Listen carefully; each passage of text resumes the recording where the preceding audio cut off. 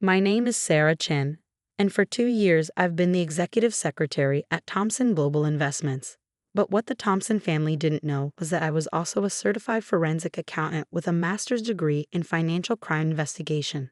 Sometimes the best way to uncover fraud is from behind a desk that everyone walks past without a second glance. I still can't believe Michael chose her, Eleanor Stage whispered to her friend Victoria, loud enough for me to hear. A secretary. And you know these Asian girls, always looking for a wealthy husband. I kept my face neutral as I refreshed their champagne glasses. 2 years of documentation, of carefully noting every suspicious transaction and irregular payment, were safely stored in an encrypted drive. Tonight wasn't the time. Not yet. The story of how I ended up here began 3 years ago, when the SEC received an anonymous tip about irregularities at Thompson Global. They couldn't prove anything. The Thompsons were too careful, too well connected. So they sent me in, under deep cover, to do what armies of auditors couldn't: observe from the inside. Meeting Michael hadn't been part of the plan. He was different from his family, kind, genuine, with a moral compass that made him increasingly uncomfortable with his family's business practices. Our love was real, even if my initial presence at the company wasn't. At least get her to sign a prenup, Eleanor, Victoria said, sipping her champagne. Can't have the help running off with half the family fortune. If they only knew that I had no interest in their money. What I wanted was justice for the hundreds of families they defrauded through their elaborate Ponzi scheme. Michael appeared at my side, his hand warm on my back. Everything okay, honey? Mom's not being too. Everything's fine, I assured him, though my stomach churned. Michael didn't know the truth either, about my investigation, or about what I discovered about his family's criminal enterprise. That would all come out tomorrow, at our wedding. I'd chosen the timing carefully. All the major players would be there. The corrupt board members, the complicit accountants, even the offshore bankers flying in from Switzerland. Eleanor had insisted on a big society wedding, wanting to show off her son's marriage despite her disdain for his choice of bride. Sarah, Eleanor called imperiously, be a dear and fetch my phone from my study.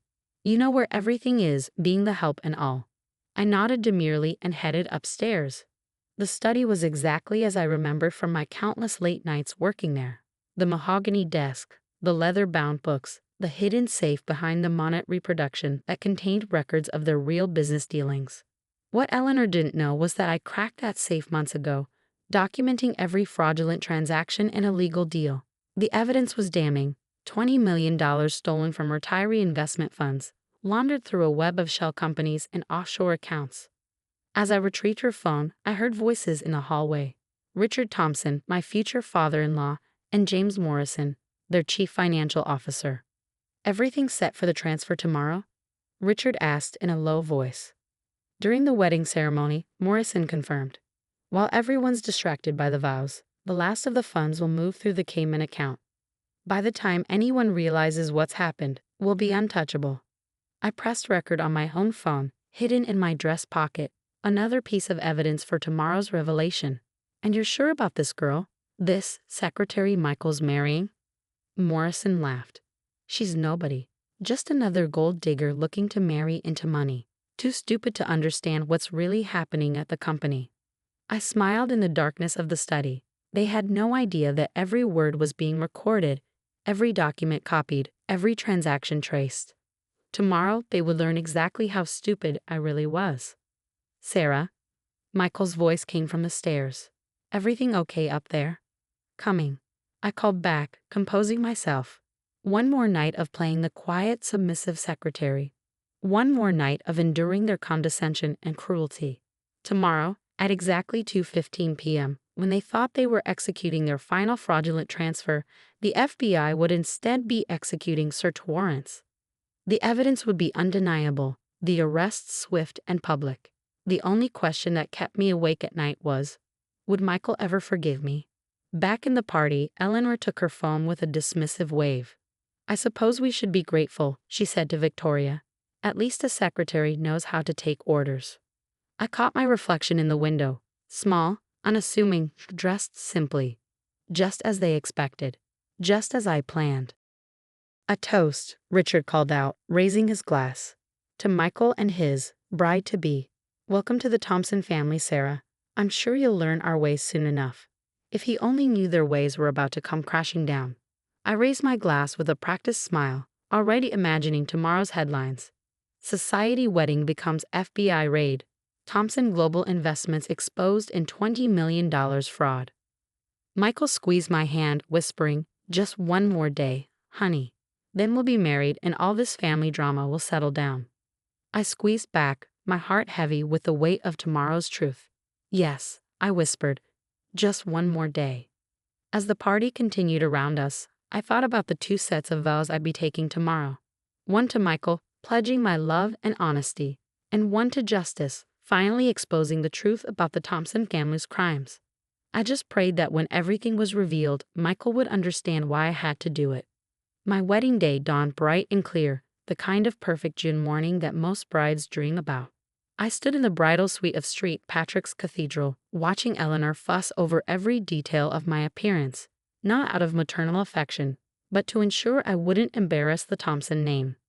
"At least she cleans up decently," she remarked to her stylist, adjusting my veil. Though I still say the Vera Wang was wasted on her. I checked my phone discreetly, 10:30 a.m. In less than 4 hours, everything would change. The FBI teams were already in position, disguised as wedding staff and guests. Agent Roberts, my handler for the past 3 years, was posed as a distant cousin. "Sarah," Michael's voice came through the door. "Can we talk?" Eleanor huffed. "It's bad luck for the groom to see the bride." "Just for a minute, Mom." Privately. My heart raced as I stepped into the hallway. Did he know? Had someone tipped him off? But Michael's face showed only love and concern as he took my hands in his. "I heard what Mom said in there," he said softly, "and I want you to know, I don't care what anyone thinks. I love you for who you are, not what you do for a living." The guilt nearly crushed me. "Michael, there's something I need to tell you." "No," he cut me off gently. "Whatever it is can wait. Nothing's going to spoil today." If he only knew. The next few hours passed in a blur of photographs, last-minute arrangements, and Eleanor's constant criticisms. At 2:00 p.m., the cathedral bells began to chime. Guests filled the pews. New York's financial elite, corrupt business partners, and among them, dozens of federal agents waiting for their signal. "Almost time for the transfer," I overheard Richard whisper to Morrison in the vestibule. "Everything ready. All set. By the time they say, 'I do,' we'll be $20 million richer, and those retirement funds will be untraceable." I stepped into my position at the back of the church, my father's arm linked with mine. He was one of the few who knew the truth, a retired FBI agent himself. He'd helped set up my deep cover operation. "Ready?" he whispered. I nodded, gripping my bouquet tighter. The wedding march began to play. The next few minutes moved like a scene from a movie. I walked down the aisle, seeing everything in crystal clarity. Michael's loving smile, Eleanor's smug satisfaction, Richard checking his phone for confirmation of the transfer, Morrison nodding slightly from the first pew. We reached the altar. The priest began to speak. Then, exactly at 2:15 p.m., as Richard raised his phone to authorize the final transfer, it happened. "FBI, everyone stay where you are." Agent Roberts stood up first, badge raised. Throughout the cathedral, other guests did the same. The doors burst open as tactical teams entered. Richard Thompson, James Morrison, Eleanor Thompson, Roberts announced clearly, his voice echoing through the stunned silence. "You're under arrest for fraud, money laundering, and conspiracy." Eleanor's scream of rage cut through the chaos. "You." She lunged at me, finally understanding. "You did this." "Step back, Mrs. Thompson," Roberts warned, moving between us. But I was watching Michael. His face had gone pale as the truth dawned on him. "Sarah," he whispered. "What's happening?" "I'm so sorry," I said, my voice breaking. "I never meant to fall in love with you. That wasn't part of the mission. But the love is real, even if my job wasn't what you thought. You're FBI. Forensic accountant working undercover. Your family's been running a massive Ponzi scheme, stealing from retiree investment funds. We've been building the case for 3 years. Around us, agents were leading the core conspirators away in handcuffs." Eleanor was still screaming accusations. Richard looked shell-shocked. Morrison was already demanding his lawyer. Michael sat heavily on the altar steps, his head in his hands. I knelt beside him, not caring about the wedding dress. Every document in your father's safe, I explained quietly. Every conversation about illegal transfers. Every offshore account. I had to stop them, Michael. They were destroying people's lives. The secretary job was my cover. I have a master's in financial crime investigation. The SEC sent me in after they received tips about irregularities but couldn't prove anything. He looked up at me, his eyes searching mine. And us? Was that part of your cover too?